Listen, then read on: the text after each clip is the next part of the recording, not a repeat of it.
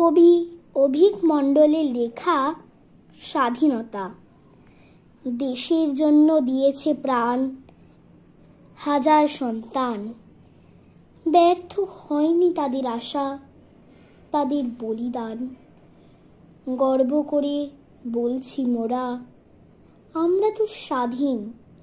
বলছিলাম, বলবো আবার, বলবো চিরদিন। শহীদ যারা, বীর পুরুষের জয়ের মাঝে সব রক্তে রক্তে লুকিয়ে আছে দেশের গৌরব।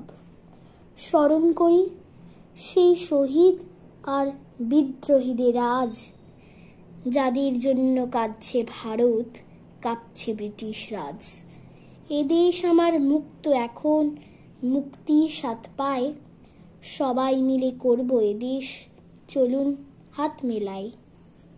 গেরুয়া সাদা সবুজ নীলের অপূর্ব সংমিশ্রণ, স্বাধীন মোরা গাইব আজি বন্দে মাতরম।